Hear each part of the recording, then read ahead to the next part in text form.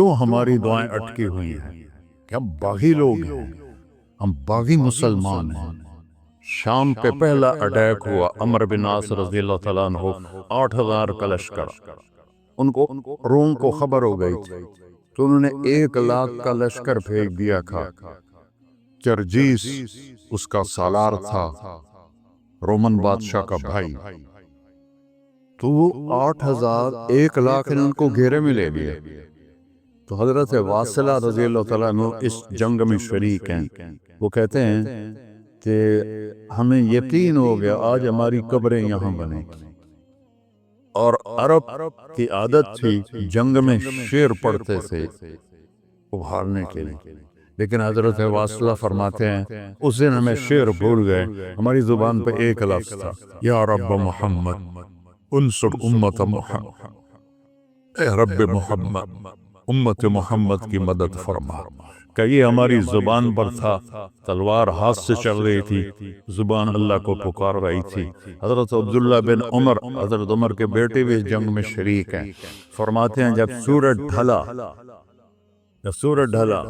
تو ہم بار بار آسمان کو دیکھ رہے تھے، میں نے جب اوپر نگاہ دوڑائی تو میں نے دیکھا انفرجت فی السماء فرجۃ، آسمان کا دروازہ کھل گیا، وخرجت منہا خیول شہب، اور اس سے شہابی رنگ کے گھوڑے اور ان کے اوپر سوار، ان کے سروں پہ سفید پگڑیاں، اور سب سے آگے ایک سوار تھا جس کے ہاتھ میں لمبا نیزہ تھا، وہ وہاں سے پکار رہا تھا، ابشروا یا امت محمد، اے امت محمد تمہیں بشارت، قد اتاکم اللہ بالنصر، اللہ تمہاری مدد کو آ گیا۔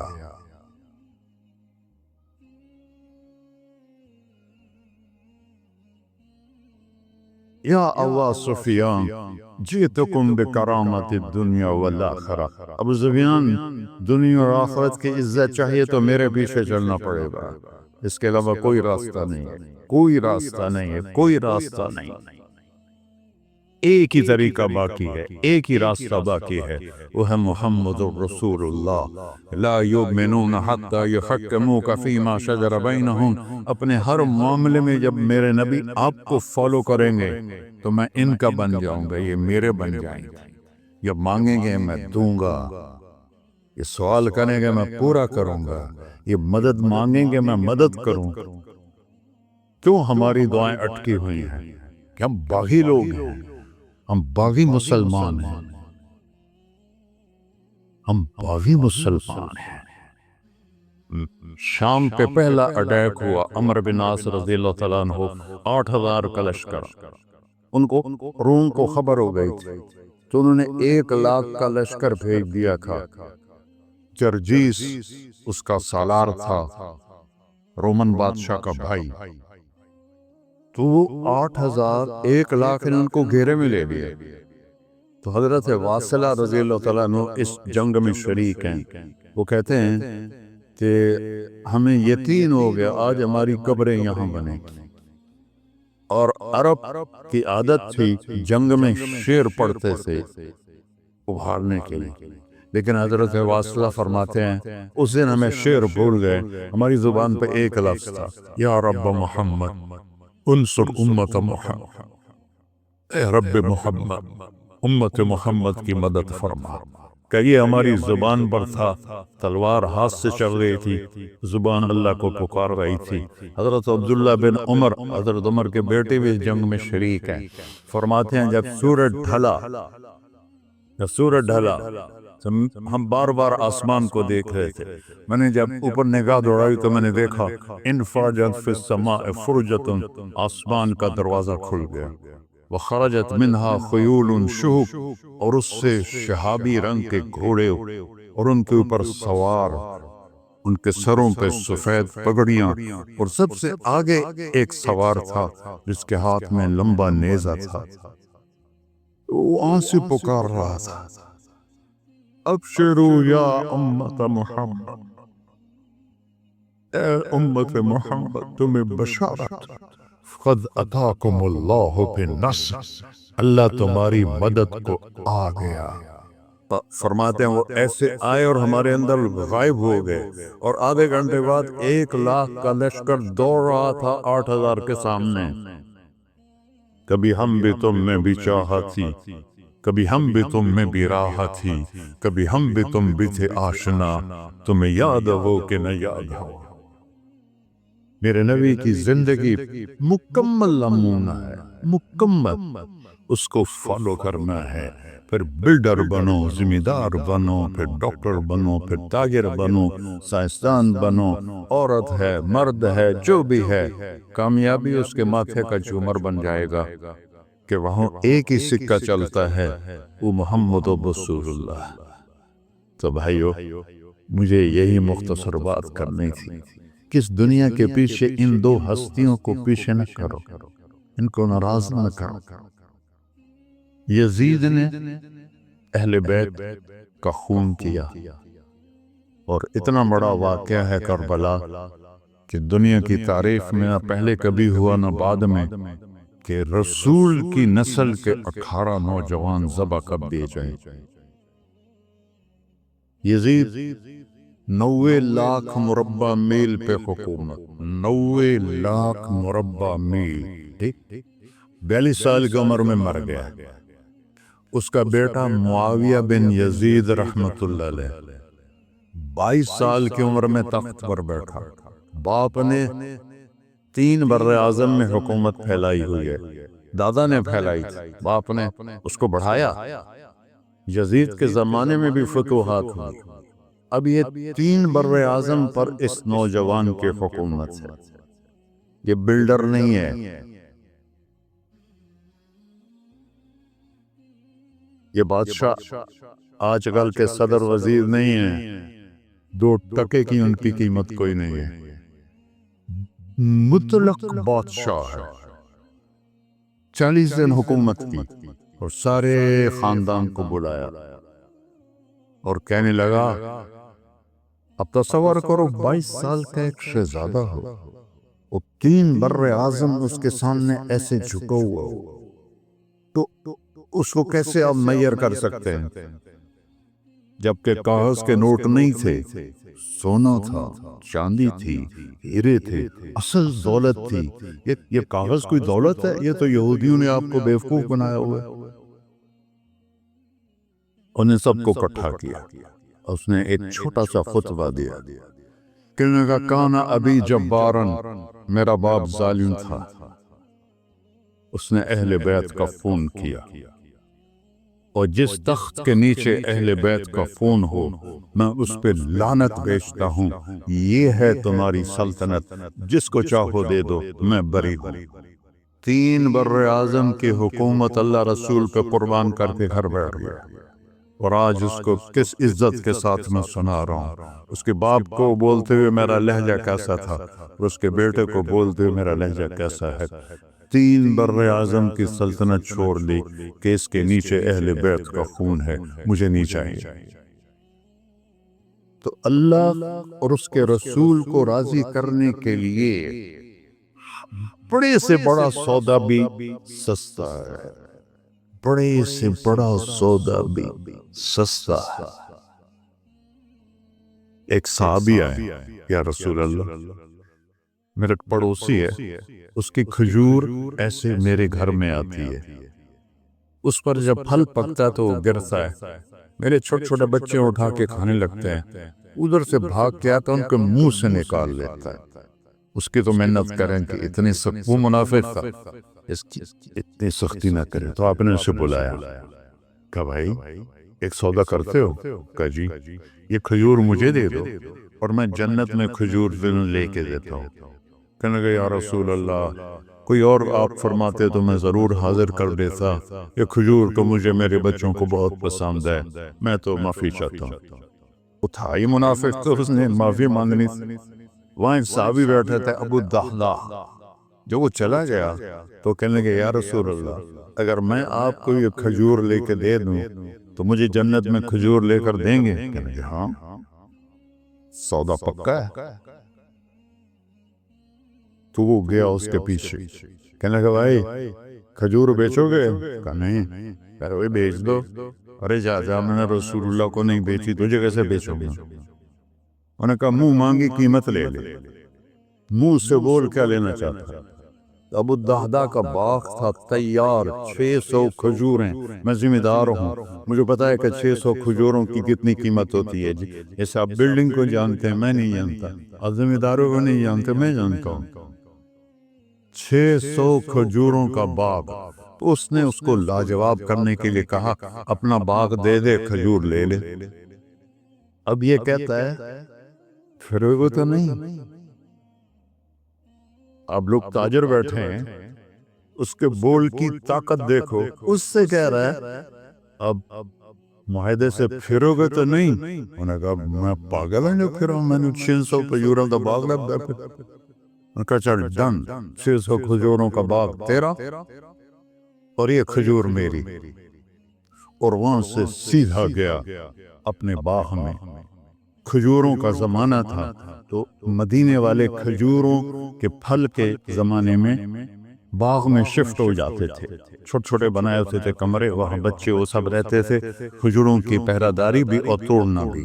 تو وہ ہائے قربان جاؤں نبی کے صحابہ پر، وہ باغ میں اندر نہیں گئے، باہر کھڑے ہو کہ کہیں نیت نہ بدل جائے، اتنا بڑا باغ دیتے ہوئے۔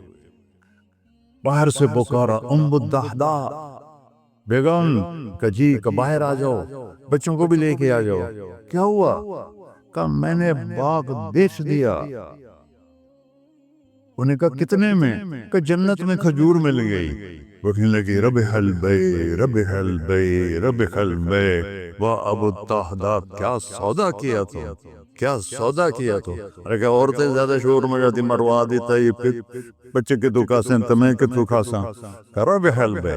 اس کے بعد بھاگا ہوا آیا اللہ کے نبی کے پاس، یا رسول اللہ میں نے کھجور خرید، آپ اس انصاری کو دے دے۔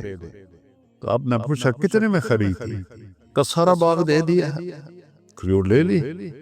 آپ نے کہا پہلا سودا کینسل، کم من عذق رداح ودار فیاح لأبی الدہدہ۔ اب تیرے لیے میں دیکھ رہا ہوں تیرے رب نے جنت میں کھجوروں کے باغ لگا دیے ہیں، اور تیرے پوٹھے کی جگہ کھجوروں میں محل بنا دیے ہیں سونے چاندی کے۔ جنت میں تو مٹی نام کی شے کوئی نہیں، لوہے نام کی شے کوئی نہیں، ایک ہر گھر ایک اینٹ سونے کی، ایک چاندی کی، ایک زمرد کی، ایک یاقوت کی، مشک کا گارا اور زعفران کی گھاس، اور اس کا لنڈر اللہ کا عرش۔ تو سودے کر گئے، اب سب کچھ کرو، اللہ رسول کو پیچھے نہ چھوڑو، کیونکہ ہمیشہ تو زندہ نہیں رہنا، چلے جانا ہے۔ دنیا میں سب سے بڑا محل بنایا تھا کسریٰ نے، نوشیروان کے پوتے خسرو پرویز نے، جس نے ہمارے نبی کا خط پھاڑا تھا۔ 40,000 پلرز پر وہ گھر تھا۔ اب لوگ بلڈروں اسکوائر فٹ لگاؤ، 40,000 ستونوں پر وہ گھر کھڑا تھا، اور اس کے اوپر سارا سونا ہیرے جواہر 40,000 پلر پر تھے، اور اس کے 500 بڑے بڑے گنبد تھے، اور سب سے بڑے گنبد میں 1,000 سونے کے فانوس تھے، اور اس میں ایک رات میں 9 من تیل جل جاتا تھا، صرف ایک رات کے لیے اس کو، اور 3,000 باندیاں تھیں، 6,000 نوکر تھے صفائی کے لیے، 12,000 سپاہی تھے اس کی حفاظت کے لیے، لیکن وہ چند سال بھی نہ رہ سکا کہ پلٹا کھایا حالات نے، اور رومن امپائر کیسر نے آ کر اسے شکست دی۔ نینوا میں ہمارے نبی کے خط پھاڑنے کے بعد آپ نے فرمایا تھا کسریٰ نے اپنا ملک پھاڑ دیا، تو وہ آیا، وہ شکست کھائی کسریٰ نے اور بھاگ گیا، اس نے سارے محل کو آگ لگایا، مٹی کا ڈھیر بنا، اور مسلمانوں میں سب سے بڑا محل بنایا اندلس کے بادشاہ عبد الرحمن نے، الثالث نے، 4,316 پلر پر تھا وہ گھر، اور پورے یورپ میں اس کی دھاک تھی، ہر طرف سے ہیرے آ رہے ہیں، موتی آ رہے ہیں، جواہر آ رہے ہیں، پورے پلر، پوری چھت سونے سے بنی تھی، اور پورے پلروں پر ہیرے جواہرات تھے، اور باہر ایک بڑا تالاب تھا، کس کا؟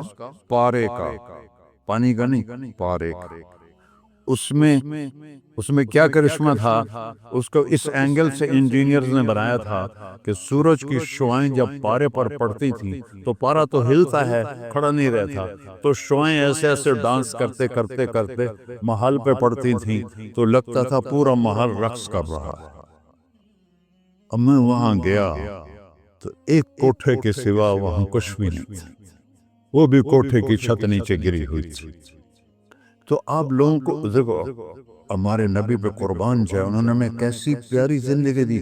وضو سے پہلے ایک دعا سکھائی ہمارے نبی نے، ہم 5 دفعہ تو کم از کم کرتے ہیں وہ، کہ اللہم اغفر لی ذنبی ووسع لی فی داری وبارک لی فی رزقی، دنیا بھی جوڑ دی، آخرت بھی۔ یار میرے کو معاف فرما، مجھے بڑا گھر دے، مجھے کھلا گھر دے، مجھے کھلا کر دے، اور میرے رزق میں برکت دے۔ کھلا گھر اللہ کی نعمت ہے، آپ لوگوں کو میسر کر رہے ہیں سہولتیں، آپ کو اجر ملے گا اگر اس میں جھوٹ نہ ہو، سود نہ ہو، کھوٹ نہ ہو، ہیرا پھیری نہ ہو، وعدہ خلافی نہ ہو، تو یہی آپ کی جنت کا راستہ ہے۔ تو اللہ رسول سے صلح کر لو بھائیو، بس میری اتنی گزارش۔ اور آخر میں ایک حدیث سناتا ہوں، 10 لاکھ حدیثیں ہیں میرے نبی کی، ایک سناتا ہوں ساری کور ہو جائیں گی۔ ایک تو ہے فرض، نماز نہیں چھوڑنا، روزہ نہیں چھوڑنا، زکوٰۃ نہیں چھوڑنا، حج فرض ہے نہیں چھوڑنا۔ اس کے بعد میرے نبی نے کہا 4 چیزیں مجھ سے لے لو، 5 میں نہیں کہیں کہ 4 باتیں مجھ سے لے لو، صرف 4 باتیں مجھ سے لے لو، دنیا بھی تمہاری ہے، آخرت بھی تمہاری۔ سبحان اللہ۔ اور اس سے زیادہ کیا آسانی دے میرا نبی، اتنے 100 نفل پڑھو ہوتے، اتنے عمر کرو ہوتے، اتنے حج کرو ہوتے، اتنی تہجد پڑھو ہوتے، تو سارے مر گئے اس سے۔ کہ 4 باتیں لے لو، دنیا میں بھی مزہ رہے گا، آخرت میں۔ پہلی بات کیا ہے؟ صدق و حدیث، ہر معاملے میں سچ بولنا، جھوٹ نہ بولنا۔ ایک صحابی نے پوچھا یا رسول اللہ، مسلمان بزدل ہو سکتا ہے؟ آپ نے کہا کنجوس ہو سکتا ہے؟ آپ نے کہا جھوٹ بول سکتا ہے؟ کہ نہیں، جھوٹ نہیں بول سکتا، سچ بول، سچ کی قیمت ادا کرو۔ حفظ امانت، کسی کو دھوکہ نہ کرو، چیز کوئی اور ہو، دکھا کوئی اور رہے ہو، میٹیریل کوئی اور ہے، بتا کوئی اور رہے ہو۔ حفظ امانت، دیانتداری سے کام کرو، کسی کو دھوکہ نہ دو۔ آپ نے فرمایا میں اپنے امتی سے ہر گناہ کی توقع رکھتا ہوں، بشر ہے بیچارہ، لیکن میرا امتی تو 2 نہیں کرے۔ واہ یا رسول اللہ، آپ نے کیا چاہا اور ہم نے کیا کیا، کہ 2 کام نہیں کرے گا، ایک جھوٹ کبھی نہیں بولے گا، ایک دھوکہ کبھی نہیں دے گا۔ سب ہمارے، میں تو 100 ملک پھرا ہوں، مسلمان جھوٹ اور دھوکے میں پھنسے پڑے، غرق ہوئے پڑے، چاہے عربی ہیں چاہے غیر عربی ہیں، مالدار ہیں فقیر ہیں، اس گندگی میں سب ڈوبے ہوئے۔ تو صدق و حدیث، سچ بولو، حفظ امانت، دھوکہ نہیں دے۔ تیسری کیا ہے؟ حسن خلیقت، اخلاق اچھے کرو، اخلاق اچھے کرو۔ اور اخلاق اچھے کرنے کے لیے ایک کام کر لو، اس کو تالا لگا، صرف ایک کام، اس سے کوئی گالی نہ نکلے، جھوٹ نہ نکلے، غیبت نہ نکلے، طنز نہ نکلے، بے عزت نہ کرو۔ عام طور پر ہمارے ماحول میں نوکروں کو بہت ڈانٹ ڈپٹ ہوتی ہے، اس کو قابو میں رکھو۔ سوچو اسی جگہ میں ہوتا نوکر تو میں یہ پسند کرتا۔ اپنے اخلاق کی چابی ہے زبان کا میٹھا بول، اور خاص طور پر والدین کے ساتھ، اور سب سے زیادہ اہم بیوی کے ساتھ۔ میرے نبی نے فرمایا بہترین مسلمان وہ ہے جو بیوی سے اچھا سلوک کرتا، کہ وہ ماں، باپ، بہن، بھائی، گھر، سہیلی، ماحول، ثقافت، تہذیب سب کچھ چھوڑ کر ایک بول کے ساتھ آپ کے گھر آ جاتی، آپ کے بچے کا 9 مہینے بوجھ اٹھاتی، اس کو دودھ پلاتی، اس کی چھاتیاں لٹک جاتی ہیں، کبھی آپ کے لیے وہ ناشتہ بنا رہی ہے، کبھی کھانا بنا رہی ہے، کبھی آپ کے کپڑے کا خیال کر رہی ہے، اور آپ ایک چھوٹی سی بات پر اس کی عزت اتار کے پھینک دیتے ہیں۔ تو میرے نبی نے فرمایا سب سے بہترین مسلمان وہ ہے جو بیوی کے ساتھ حسن سلوک کرتا ہو۔ پھر آپ نے کہا اور میرا سلوک اپنی بیویوں سے سب سے زیادہ اچھا ہے۔ اظہار محبت کرو، ماں سے، باپ سے، اولاد سے، بیوی سے اظہار بہت ضروری۔ یہ پریزنٹیشن اظہار ہی تو تھا، یہ اظہار نہ ہو تو پتہ کیسے چلے؟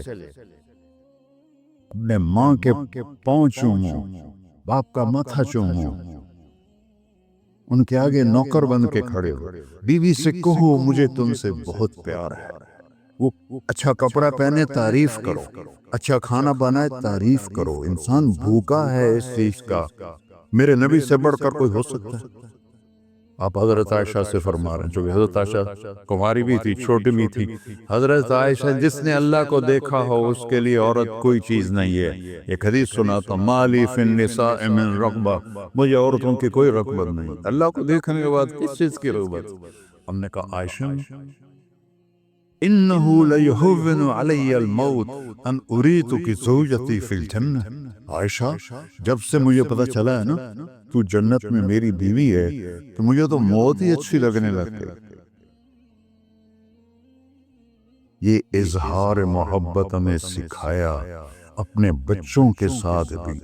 میرے بچے بڑے ہو گئے لیکن میں نے ایسے گلے لگاتا ہوں جیسے یہ چھوٹے بچے، کہ یہ محبت ٹرانسفر ہوتی ہے، ہم اظہار نہیں کر سکتے۔ وہ بچوں پر اپنی رائے مسلط نہ کہو کہ وہ بڑے ہو جائیں تو شریعت نے ان کو حق دیا ہے، اس سے آپ کا گھر خوبصورت بن جائے گا۔ یہ میری نبی کی پیاری زندگی کے چند صفحات میں نے آپ کے سامنے پیش کیے ہیں، تو طویل داستاں ہے، سناتے سناتے عمر بھی بیت جائے تو ایک ذرہ بھی ادا نہ ہوگا، لیکن خلاصتاً میں نے آپ سے عرض کر دیا، صدق حدیث، حفظ امانت، حسن خلیقت، سچائی، دینداری، اخلاق، اور چوتھا اور آخری عفت فی طعمت، رزق حلال کماؤ، رزق حلال کماؤ۔ من امسا قالنا بعمل یدہ امسا مغفورا لہ، مسلم شریف کی حدیث ہے، جو صبح سے شام تک اپنے دنیا کے کاموں میں حلال رزق کی تلاش میں تھک کے گھر جاتا ہے، اس کے اس دن کے سارے گناہ معاف ہو جاتے ہیں۔ کتنا بڑا عمل ہے رزق حلال، بندگی بن جاتا ہے۔ آپ نے ایک صحابی کو دیکھا، ان کے ہاتھوں پہ چھالے نہیں، وہ جو مزدوروں کے نشان ہوتے ہیں کئی چلا چلا کے، وہ تھے۔ تو آپ نے اس سے پوچھا سعد یہ کیا ہے؟ کہ یا رسول اللہ بچوں کے لیے روزی کماتا ہوں، اپنے ہاتھ سے کام کرتا ہوں، تو میرے ہاتھوں پہ یہ نشان پڑ گئے۔ تو آپ نے ان کا ہاتھ ایسے پکڑ، سب کو دکھا کر ایسے اس کا بوسہ لیا، پھر فرمایا جو ہاتھ بچوں کو حلال کھلاتے ہوئے ایسا ہو جاتا ہے اس پہ جہنم کی آگ حرام ہو جاتی۔ صرف نماز سے نہیں گناہ معاف ہوتے، حج سے نہیں معاف ہوتے، رزق حلال کے کمانے سے بھی روزانہ کی صفائی ہو جاتی ہے۔ ابھی سودا ہے اللہ رسول سے کر لو تو موج ہی موج ہے، اور اگر انہیں بکھیڑوں میں پڑے رہے تو مر کے زیرو ہی ہونا ہوتا ہے، کچھ بھی ساتھ نہیں جاتا۔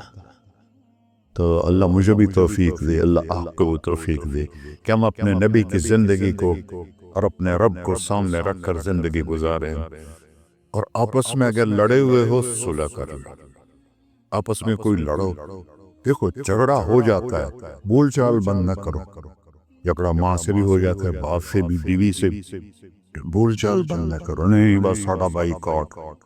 ہم تو پنجابی لوگ ہیں، دیہاتی کو تھوڑی اونچ نیچ ہو جائے تو ہماری لینگویج اساں لیکا چھک دیتا ہے، سمجھو، ہم نے لکیر لگا دی ہے، نہ انہاں دے مرن تے جامنا ہے، نہ انہاں دی شادی تے جامنا، یہ ساڑھے جنازے وچ بھی نہ آم۔